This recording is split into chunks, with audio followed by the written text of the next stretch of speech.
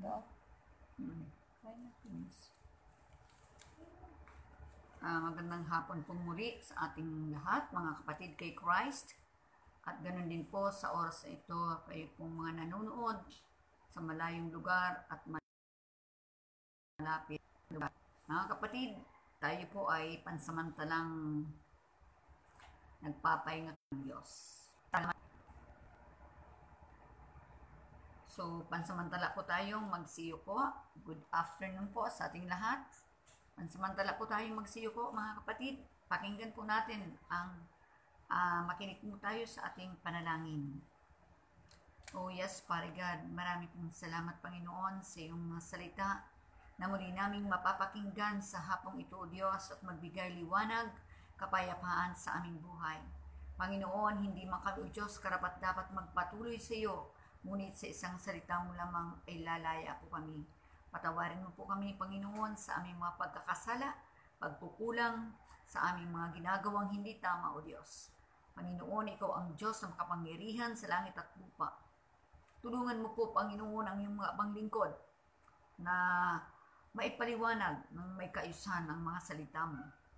Lord, punuin mo po kami ng knowledge and wisdom na nagmumula sa iyo upang ang mga makikinig ay mabuksan ng kantihan nila ng lubusan. At higit sa lahat, Panginoon, magkaroon sila ng buhay na walang hanggan.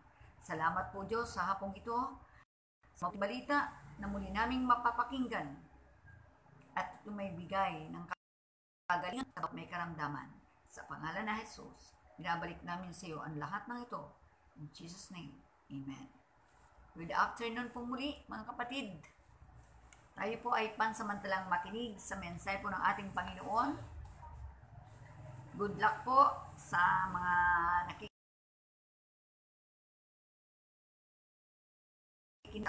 ang atawik ng masamang espiritu at pagtalikod sa Diyos ng tao. Yan. Ito po ang ating pong topic ng pagbabalik ng masamang espiritu at pagtalikod sa Diyos ng tao. Buksan po natin yung aklat sa aklat ng Mateo, ng Matthew chapter 12, verse 43. Dito po yung tungkol po sa pagbabalik ng masamang espiritu. Ano nga ba ang gagawin ng tao kapag siya ay tumalikod sa ating Panginoon? Sabi nga dito sa verse 43, kapag lumabas mula sa isang tao ang masamang espiritu, ito'y gumagala sa mga tigang na lupa at naghahanap ng mapapahingahan. Kung walang matagpuan, ay sinasabi niya sa sarili, babalik ako sa bahay ng aking pinanggalingan. Pagbabalik niya ay makikita na ito malinis at maayos. Dito po sinasabi po ng Lord sa talatang ito, ng verse 43, na kapag sa isang tao ang masamang espiritu, kapag pinag-pray over ka ng lingkod ng Diyos, and then kinas out po yung evil spirit sa kanyang puso, ito po ay gumagala sa mga tigang na lupa. Yung sinabi ng Lord, at naghahanap ng mapapahingahan. Siyempre, hindi siya papayag na wala siyang titirahan, di ba? Para din tao yan eh. Literal na tao, tulad natin, na kapag tayo walang matirahan, naghahanap tayo ng mga mapauupahan na bahay para tayo ay may masilungan at matirahan. Sa spiritual, yung evil spirit, kapag lumabas yan sa isang tao, naghahanap, sabi ni God, ng mapapahingahan. At kung walang matagpuan, anong sasabihin niya? Ay sinasabi niya sa sarili, babalik ako sa bahay ng aking pinanggalingan. Ibig sabihin niyan, kapag wala siyang natagpuan, napapasukan na tao, babalik uli siya dun sa dating, sa tao uli na kanyang pinanggalingan. Sabi niya, babalik siya. Sa pagbabalik niya ay makikita niya itong walang laman, malinis at maayos. Anong gagawin niya?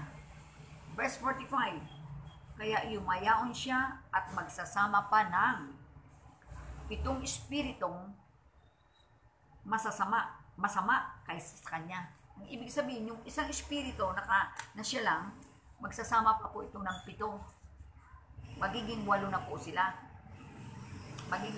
sila. Pumapasok sila at naninirahan doon. Kaya sumasama kay Sarati ang huling kalagayan ng taong yaon. Yan. Lalo pang nagiging worse po ang kalagayan ng taong yaon. Ganyan din ang mangyayari sa masamang lahing ito. Maraming pong tao ngayon na nakalasap na ng salita ng Diyos, instead na magpatuloy, bumabalik pa sa dati niyang kalagayan. Kapatid, hindi po ito literal na kapag iniwanan mo na, pwede mong balikan. Ito po'y spiritual, hindi ito biro. Inalay na ng Panginoon ang kanyang buhay para sa ating lahat, sa sangkatauhan. Tinubos na po tayo ng Diyos sa ating mga pagkakasala. Huwag na po natin balikan ang dating lumang buhay natin na punong-puno ng pagkakasala. Ang panahon po natin ngayon ay maikli na. Hindi na po ito panahon na magbabalik pa sa normal tulad ng dating una nating naranasan na napakahaba na ng panahon. Nasa last generation na po tayo. Kaya kapatid, itong sinasabi dito ng Lord, ulitin ko uli, na ito kapag lumabas sa isang tao ang masamang espiritu, ito po ay gumagala sa tigang na lupa.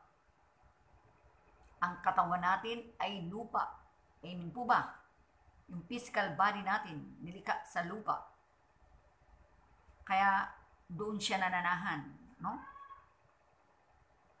Ngayon, kung naghahanap siya ng mapapahinga niya, kung wala siyang matagpuan, sasabihin niya, babalik siya sa bahay ng aking pinanggalingan.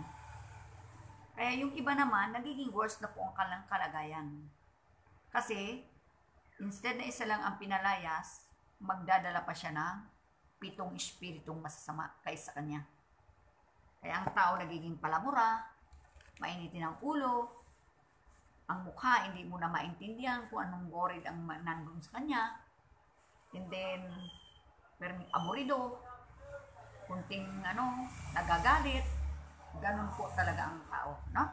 Pero sabi nga, kapag tayo may banal na pagkatakot sa Diyos, gagawin natin, ipamumuhay natin ang ating narinig. Kapatid, una natin balikan ang ating mga iniwanan na hindi karapat-dapat. Amen po ba? Sa 2 Peter chapter 2, verse 20 and 21. Ang sabi po dito sa verse 20, nakaiwas na sa kasamaan ng daigdig ang mga taong kumilala kay Hesukristo na Panginoon at tagapagligtas. Ngunit kung muli silang maakit sa dating masamang gawain at tuluyang malupig nito, ang magiging kalagayan nila ay masahol pa sa dati. O, isipin niyo po yun. Ang sabi niya po dito, nakaiwas na sa kasamaan ng daigdig ang mga taong kumilala kay Hesukristo na Panginoon na tagapagligtas natin. Ngunit kung sila'y muling maakit ng kasamaan, unang dati nilang masamang gawain, at tuluyang malupig nito, makongkar uli, no? Ang magiging kalagayan po ng tao ay masahol pa sa dati. Magiging worse pa po ang kanyang pag-uugali. Kung siya ay dating hindi barkadista lang, hindi lang magiging barkadista, lalo na kung lalaki, magiging drogista pa, magiging lasanggero pa, magiging babaero pa, magiging magnanakaw na, o kung ano-ano ng evil ang mag-uutos sa kanya upang gumawa siya ng kasamaan. Kaya, ang the best po nating magagawa, pagkagising sa umaga, manalangin po tayo para hindi po tayo pasukan ng kaaway. Ang temptation ay nariyan lang po sa isipan ng tao. Amen po ba? Kaya nga sabi nga, magkaroon tayo ng banal na takot sa Diyos. Narinig na natin ang sinasabi ng Lord na hindi hindi na makakaiwas yung mga taong kapag naakit muli siya ng masamang gawain. Ang maging kalagayan ng taong ito ay magiging masahol pa kaysa dati. Lalala pa po ang kanyang pag-uugali. Sa verse 21, mabuti pang hindi nila natutuhan ang daang matuwid kaysa talikdan, matapos matutuhan ang banal na utos na ibinigay sa kanila. Sabi nga ni Lord, mabuti pa kapatid na hindi natin natutunan ang salita ng Diyos. Mas mababa pa siguro ang ating kaparusahan. At makakilala man tayo, in last 2 minutes, siguro mapapatawad pa tayo ng Panginoon. Pero kapag tayo ay talagang nakakilala na at bumalik sa masamang gawain, sabi nga ng Lord, mabuti pang hindi nila natutunan o natutuhan ang daang matuwid kaysa talikdan, matapos matutuhan ang banal na utos na ibinigay sa kanila. Yan po ang paalaala ng ating Panginoon. Ano po? Sa verse 22, kung magkagayon, angkop na angkop sa kanila ang kasabihan.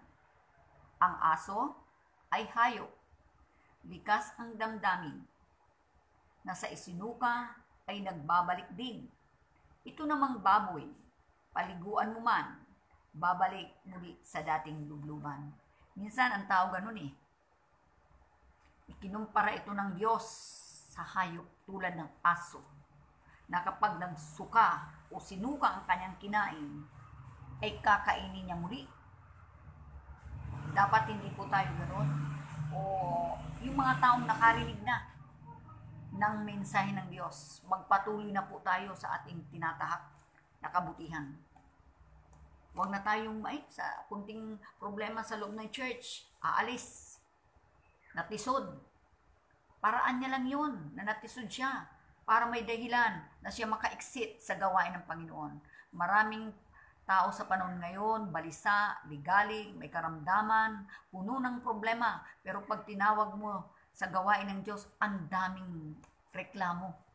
Busy, sabi nga, busy under Satan's yoke. Hindi po nawawala yan sa mga taong reklamador, yung busy na salita. Busy. Pero sabi nga ng Lord, yung tao na tumatalikod sa Kanya, angkop na angkop sa kanilang kasabihan na ang aso ay hayop, likas ang damdamin, na sa kanilang isinuka ay magbabalik din. Ito namang baboy, lahat naman tayo nakakain na ng baboy, nakakita na tayo ng baboy. Pero sabi nga, kapag pinaliguan to ng amo niya, lalo na yung mga puting baboy, pag ito literal na pinaliguan ng amo, lumilinis ito. Ngayon, pag lumublob ito at ito'y nainitan muli, lulublob ito sa dating putikan, magiging marumi na ulit ito. Ganyan kinukumpara ang tao na tumatalikod kay God. Na bumabalik sa dating lubluban. Bakit bumabalik? Kasi nakokontrol na siya ng kaaway. Ngayon, kung ang Espiritu ni God nananahan po sa puso natin, tiyak hindi tayo babalik. Lalo na kung tayo palabasa, may takot tayo sa Kanya, pinamumuhayin po natin ang Kanyang salita, and then, yung madalas tayong nananalangin, kami po tinatas po namin ang Panginoon sa buhay po namin. Nakikita niyo po ang kalagayan ni Pastor, stroke. Ako po ay bilang isang nanay, marami ding gampanin sa isang pamilya, tulad ninyo. Subalit, talagang ginagawa ko po ang lahat ng paraan para ang ministry ito ay mapangasiwaan po namin ng maayos. Nakakalungkot, may mga taong umalis, may mga taong baguhan, pero ganun pa man, lagi po namin silang pinagpipray na Lord, itong mga taong umalis, kayo na po ang bahala sa kanila. Yan ang nature ng tao, wala tayong magawa. Kaya lang, kapit talaga sa Panginoon. Daming temptation sa ating kapaligiran.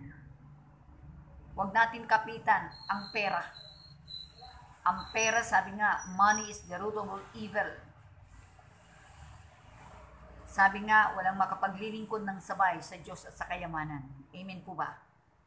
Kaya ang Panginoon nagbabala po sa lahat ng tao na yung mga taong ayaw talaga kumilala sa ating Panginoon. Katwiran nila, ay may religion din kami. Matagal na kasi kami dyan eh.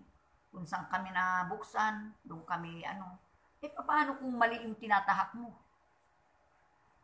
Kung doon ka nabuksan, doon ka patutuloy-tuloy, mali din pong katwiran yon. Ano po? So, pakinggan po natin sa aklat ng Deuteronomy 28:15 hanggang 19. Ang sabi po dito ni God, sa aklat ng Old Testament, sa kabilang dako kung hindi ninyo dininggin ang tinig niya, ang tinig ng Diyos, at hindi susundin ang kanyang mga utos at mga tuntunin, mangyayari sa inyo ang mga sumpang ito. Ang Diyos po ay nagbabala na sa napakaraming tao na kapag hindi talaga natin sinunod ang utos ng Diyos, kapag hindi mo sinunod ang utos ng Diyos at mga tuntunin, sabi niya, mangyayari sa inyo ang mga sumpang ito. Magbigay tayo ng dalawang example. Sa verse 16, ang sabi niya po dito, unang-una, hindi niya kayo pagpapalain kahit saan kayo magpunta. Katulad ngayon, ang pandemya o yung salot na yan, halos around the world nananalanta. Eruption of volcano, kahirapan, patayan, kalamidad, samot-sari ng problema. Pero maraming tao talaga na likas na matigas, alipin ng kaaway, na ayaw makinig. Gusto na lang magparahanap buhay, laging absent sa gawain ng Diyos, laging may katwiran. Kapatid, pag inabutan tayo ng Lord sa ganung pamamaraan, sabi nga, ikaw na ang pinakawawa na tao sa balat ng lupa. Kahit man po tayo naghahanap buhay, imagine, binigyan tayo ng Lord 6 days to work. Minsan yung pang-7, kinukuha pa natin. Para yatang nakakahiya naman kay Lord. Hindi man tayo magnanakaw sa pera, pero magnanakaw naman tayo. Saan? Sa araw ng Panginoon. 10 Commandments po yun, mga kapatid. Yan po ang ating isaisip. Imagine sa school o pa nag-aaral ang isang estudyante, ilang oras sa school, gigising ka pa ng maaga. 8 hours, 4 na oras sa umaga, 4 na oras sa hapon. Uuwi ka, alas 5 na. Minsan may bulakbol pang kasama. Walang reklamong magulang. Pero pag sa church, ang daming reklamo. Umuwi ka na anak, kaysa ganyan, ganito, ganyan. Hindi na nga siya nagsisimba, yung anak na naglilingkod sa church o sa sambahan ng Panginoon, minamadali pang umuwi. Ganyan ang ibang magulang ngayon. Huwag po tayong ma-offend, mga kapatid. Tinutuwid tayo lahat ng Lord. Mahal tayo ng Diyos. Kahit man tayo busy, basta't ang anak natin nasa Panginoon, huwag tayong si Lord na ang bahala dyan. Mag-ingat. Bakit pag nasa bulak-bulan, hindi tayo nag-aalala? Bakit pag sa simbahan, atat na pauwi ng mga anak nila? May mga magulang na likas na sila ang dapat manguna dahil sila ang liwanag ng tahanan. Pero kabaliktaran. Sila ang dilim. At yung anak ang liwanag. Baliktad na talagang mundo. Kaya hindi na po tayo mga nanay magtataka. Kaya ang tama yung sabi ng Lord, hindi niya kayo pagpapalain kahit saan kayo magpunta. Kaya kita mo, reklamo, walang bigas. Pahingi naman yan, ganito, ganyan, walang trabaho si ganito. Ang tanong, kaninong kasalanan? Pag nilalapit mo sila sa Panginoon, ayaw. Di ba sabi ng Lord, Sa aklat ng John 15, hanapin ko po kapatid. Ang sabi niya dito, sa John 15 verse 5, ako ang puno ng ubas, kayo ang mga sanga. Ang nananatili sa akin at ako sa kanya, ang siyang mamumunga ng sagana. Sapagkat wala kayong magagawa kung kayo hiwalay sa akin. Tama naman. Kanino ba ang hininga? Sa Diyos. Kanino ba ang lakas? Sa Diyos. Kanino ba ang ating physical na katawan? Sa Diyos. Kanino ang ating mga kinakain? Lahat. Ang ating tinitirahan. Lahat sa Diyos yan. Wala naman po tayong dala nung dahil lumabas sa tiyan ng ating magulang. Amen po ba? Pero ang nakakalungkot, mapagmalaki ang maraming tao. Maraming taong reklamador na alipin ng kaaway. Sabi ni Lord, wala ang nananatili sa Diyos, kay Jesus, at ako sa Kanya, ang siyang mamumunga ng sagana. Hindi ka naman mamumunga tulad ng puno ng kahoy. Literal na ang ibig sabihin niyan, magpo-progress yung pamumuhay mo kapag tayo connected kay God. May relasyon tayo kay Lord. Pero kung tayo ay may relasyon kay Satanas, masama talaga ang pag-uugali natin. Amen po ba? Sinabi Lord dito malinaw sapagkat wala kayong magagawa kung kayo hiwalay sa akin.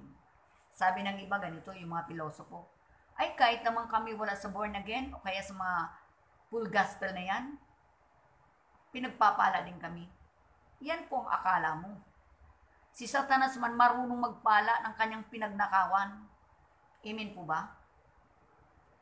Si Satanas, nung si Jesus tinukso niya, ang sabi niya doon sa aklat ng Mateo 4:4, magpatira pa ka lang sa akin. Doon po sa nung si Jesus tinukso, basahin ko po sandali dito.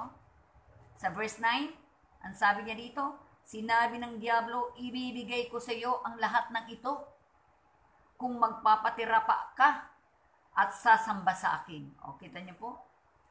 Kapag ang tao wala ng totoong sinasampalatayanan, ang Diyos na ang Diablo na ang sinasampalatayan niya. Kasi si Satanas man po, marunong din po yun magbigay ng lahat ng bagay na kanyang pinagnakawan. Pinagnakawan niya yung oras na para sa Panginoon. Kahit minggo nagtitinda. Kiniisip niya, kumita siya ng pera. Abay kapatid, matakot ka. Ano sabi ni Lord Jesus? Sumagot si Jesus, lumayas ka Satanas, sapagkat nasusulat ang iyong Diyos ang Panginoon ang sambahin mo, sasambahin mo. Siya lamang ang iyong paglingkuran. Ay wala naman ditong sinabi na, ako lang ang paglingkuran mo Satanas. Wala naman. Kundi si Jesus lamang ang ating paglilingkuran kasi siya lang po ang nagbibigay ng lahat ng biyaya sa tao. Kaya huwag po tayong kahit man tayo pinagpapala ng Diyos, higit po tayong kumapit sa ating Panginoon. Amen po ba? Lalo na ngayon, napakarami ng kalamidad na nangyayari. Tahimik ang panahon, malungkot. Katulad ngayon, nag-aambon-ambon. Kita mo ang kapaligiran, tahimik. Sabi Lord, kung saan tahimik ang panahon, doon ka maging handa lagi. Bakit? Anytime pwede siyang dumating na walang kaabog-abog.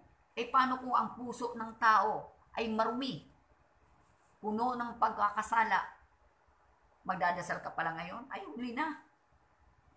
Kaya ito lang po, tanda natin mga sinasabi niya. Sa verse 19 ng aklat ng Deuteronomy 28, mabibigo kayo sa lahat ng inyong gagawin. Yan po ang sinabi niya, the Lord will curse everything you do. Sabi ng Lord, mabibigo tayo. Kaya nakita mo, apply ng trabaho, perming bigo. Ang dami ng pinunta na lugar. Bigo pa rin. Magkaroon man ng boyfriend, bigo pa rin. Magkaroon man ng asawa, bigo pa rin. Sa kanyang mga minimiti. Bakit? Sabi nga ng Lord, wala tayong magagawa kung tayo hiwalay sa Kanya. Amen? Wala tayong magagawa. Yan ang sinabi niya, sapagkat wala kayong magagawa kung kayo hiwalay sa akin. Yan po ang tanda nating sinabi ng Lord. Walang sinabi po sa Biblia ang Diyos na hindi mali. kundi lahat tama. Ay lahat ng sinabi niya ay puro tama, walang mali. Nagkakamali tayo, pero sabi nga, ang Diyos ay kinukorek tayo. Amen? Kung gusto ng taong magpakorek. Pero kung ayaw niya, ay wala tayong magawa. Wala po tayong madadala, kapatid, sa ating patutunguhan. Sa Malakias 4, chapter 4, verse 1, Malakay. Tanda ninyo, darating ang araw na lilipulin ko ang mga palalo. Masasama.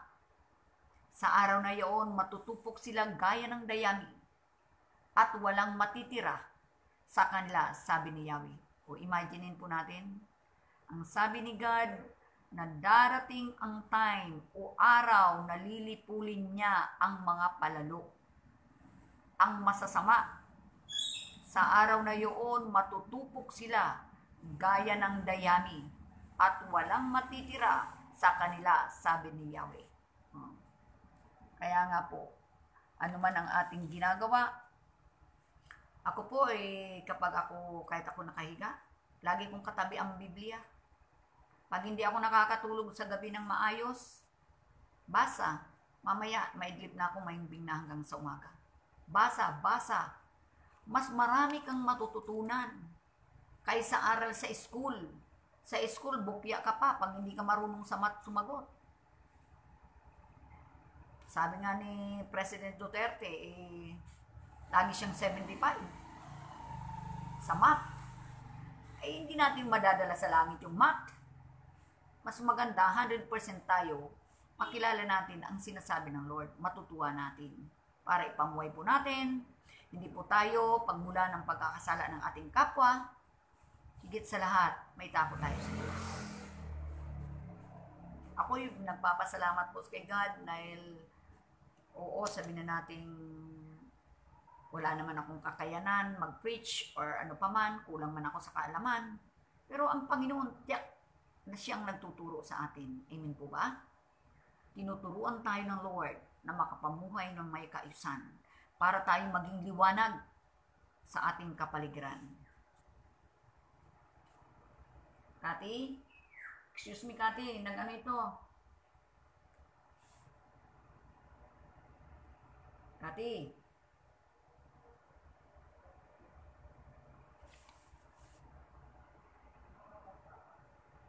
Sabi nga ng Lord, tuloy ko po, pasensya na po kayo, medyo time mo na po.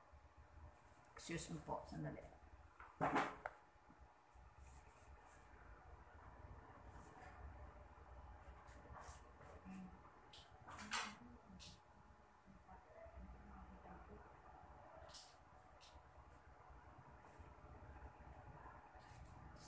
Dapat pala ito, ina-charge mo na bago magamit.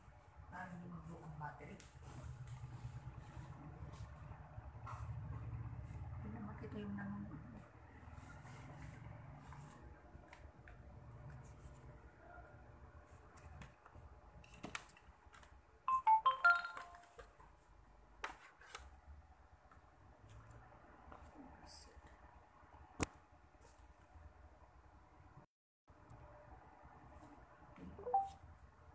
So, tuloy po natin. Ito po, pasensya na po kayo. Medyo nag-ano yung ano.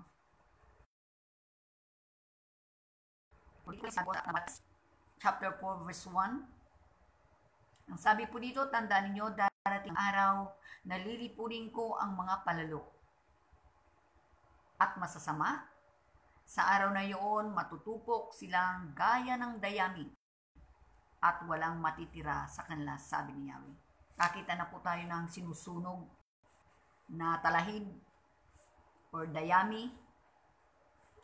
Sabi nga ni God, ganyan ang gagawin niya sa mga taong palalo at masasama na ayaw tumugon sa kanyang panawagan in the last days. Kaya matakot po tayo mga kapatid. Huwag po natin ubusin ang ating panahon sa cellphone. Oras-oras hawak natin ang cellphone. Ha? Pero kapag inabutan ka ng Panginoon, puro ka TikTok, puro ka daldal, puro ka everything, ganyan, nako. Tandaan po natin itong sinabi niya, sa araw na iyon matutupok sila gaya ng dayami na walang matitira, sabi ni Yahweh. Kaya mag-ingat po tayo. Kapag po may nagsishare sa atin ng Word of God, pakinig na po tayo. Pakinggan po natin ang mensahe ng ating Panginoon. Ano ba ang sinasabi ng Lord para sa akin upang ako'y maligtas? Ganun lang po yun. Sa Ezekiel chapter 20 verse 33,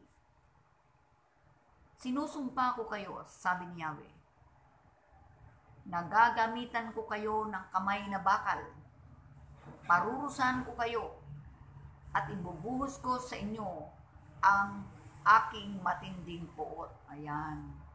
Kapag tayo nag-turn back kay God, bumalik tayo sa dati nating masasamang pag-uugali, ayaw na tayong magdasal, ayaw na tayong magbasa, ayaw na tayong mag-church, puro tayo TikTok or everything, ML ng ML, walang katapusan. Kaya ito lang po ang palaala po sa mga magulang, kapatid, matakot tayo. Yung mga anak natin, ilapit natin kay God. Dalhin natin sa panambahan ng Diyos instead na mag-cellphone. Huwag po natin silang pagparapalaruin ng cellphone. Kasi ang sabi ni Lord, gagamitan ko kayo ng kamay na bakal, parurusahan ko kayo at ibubuhos ko sa inyo ang aking matinding puot. Kapag napanood nyo po ang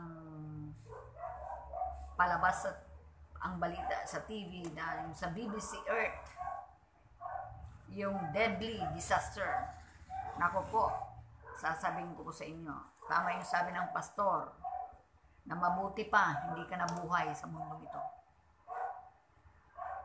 Pag inilipad ka lang ng isang liparan ng hangin na napakalakas, typhoon, cyclone, hurricane, pag nagsabat sa, nagsalasalat na po yan, sasabihin ko na po sa inyo, walang kalaban-laban ang tao.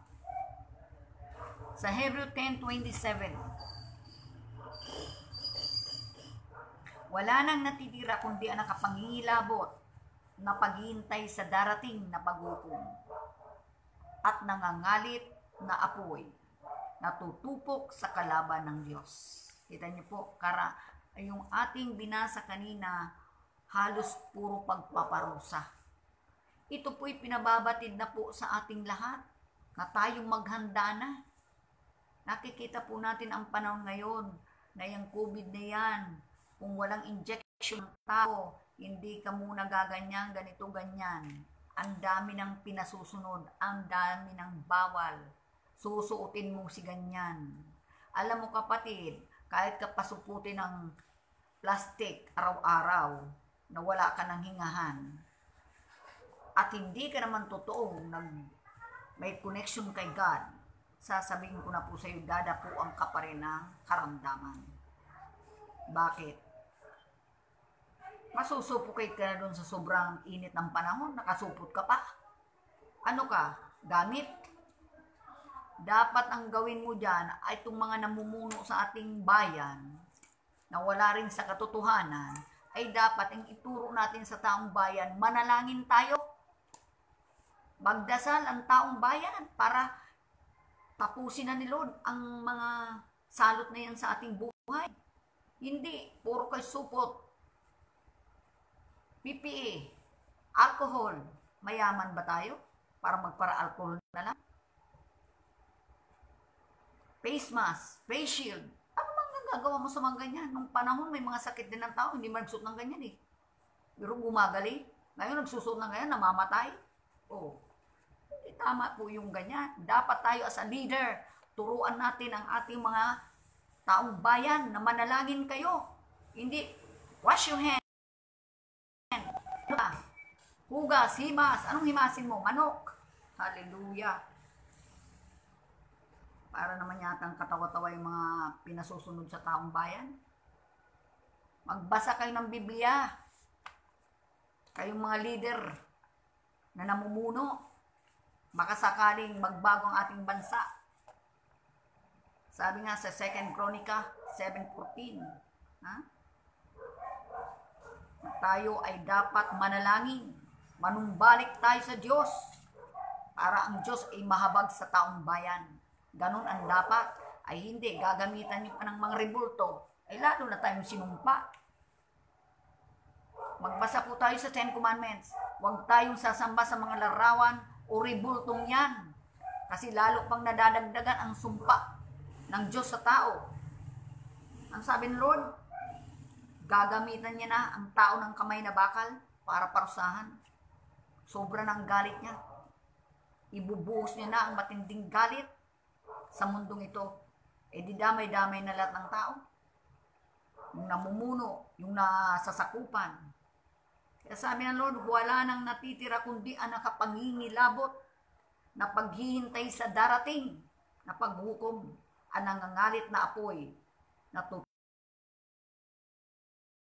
sa labos. Sabi nga, gawin po natin habang may panahon pa. Sumunod po tayo.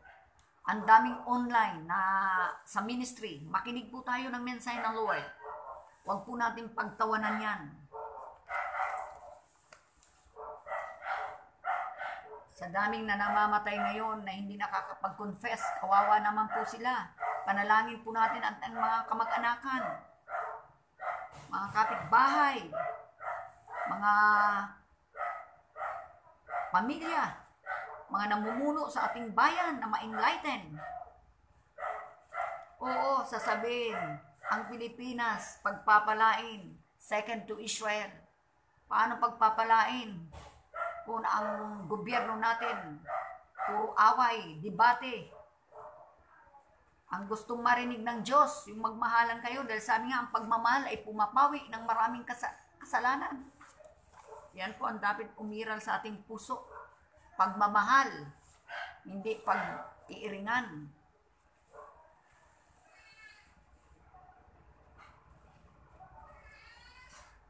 Sabi nga doon sa aklat ng Timothy, chapter 2, verse 23, iwasan mo ang walang kabuluhang pakikipagtalo sapagkat ito'y hahantong lamang sa awayan.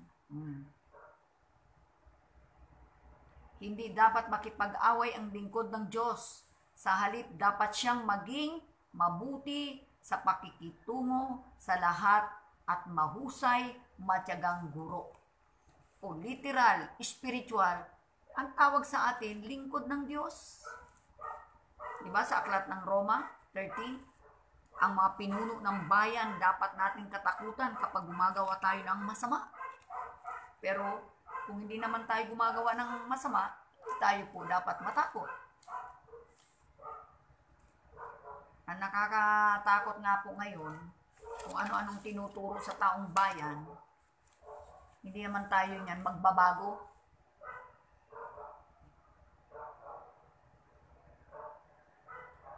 Ito po sa ating last verse mga kapatid. Sa aklat ng Matthew chapter 3 verse 12. Hawak niya ang kanyang kalaykay upang alisin ang dayami. Titipunin niya sa kamalig ang mga trigo. Ngunit ang ipa ay susunugin sa apoy na di mamamatay kailanman. Ayan po. Nasabi ng Lord, hawak niya ang kalaykay. He has his winnowing shovel with him to thresh out all the grain. He will gather his wheat into his barn, but he will burn the chaff in a fire that never goes out. Sinasabi ng Lord na yung ipa ay susunugin sa apoy na di mamamatay kailanman. Yung mga ipanay na tinatawag, yung masasamang tao na hindi karapat-dapat sa kaharian ng Diyos. Kaya sabi niya, hawak niya ang kanyang kalaykay upang alisin ang dayami. Sino yung mga dayami na yan? Ay di yung gumagawa ng masama, titipunin niya sa kamalig ang mga trigo. Sino yun? Yung mga anak niya, yung mga totoong sumusunod sa kanyang kalooban. Paglinggo na sa church, pinamumuhay ang salita ng Panginoon. Ngunit ang ipa ay susunugin sa apoy na di mamamatay kailanman. Kita niyo po? Kung ngayon ang volcano nag-alboruto na, lumilikas na ang mga karating na lugar sa malapit na lugar na yan, ay sa panahon ng dilubyo, wala na pong tatakasan ang tao. Pag kinote up na ni Lord, yung mga tunay niyang mga anak, sino ang maiiwan dito? Yung parurusahan niya lamang. Ang Diyos iba magparusa, sagad sa buto. Pero ang tao, may hangganan lang yan. Ang Diyos walang hangganan, ang parusa. Kaya tayo pong mga nakikinig, nakapakinig, huwag po kayong ma-open sa mga lingkod ng Diyos. Tayo po ay tinutuwid ng ating Panginoon dahil mahal na mahal niya tayo. Tandaan po natin, inalay niya na ang kanyang buhay para sa ating lahat. Huwag na huwag po natin susuwahin ang kanyang kalooban. Pinagpapala ka man, hindi ka pa man pinagpapala completely, sumunod lang po tayo. Dahil ang Diyos po ay tapat. Tapat sa lahat ng taong totoong sumusunod sa kanyang kalooban. Matakot po tayo sa darating na judgment. Sabi nga Lord, malapit na ang kanyang pagparito. Nandiyan na po lahat ang mga sinyalis na palatandaan ng kanyang pagbabalik. So tayo po mga kapatid, pansamantalang magsipagyuko muli.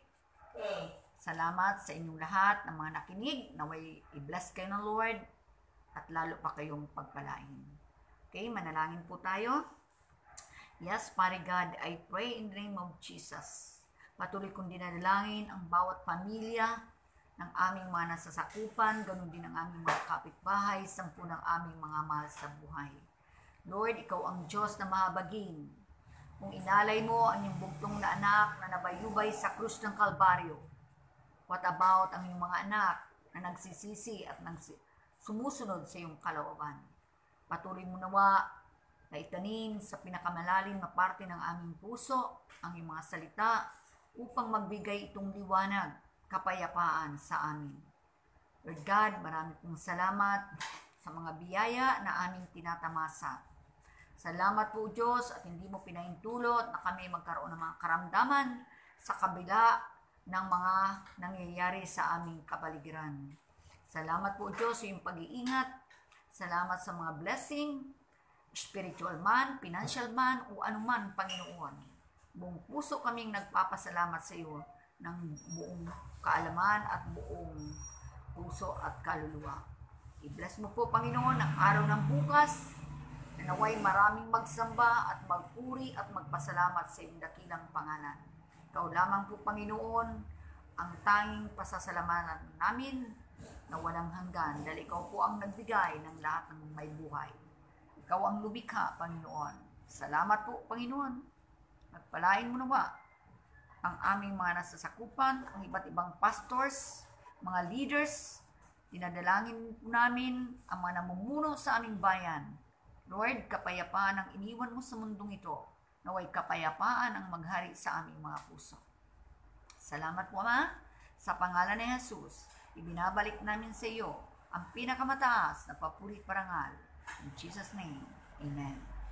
God bless po sa inyo lahat. Mabuhay po tayo.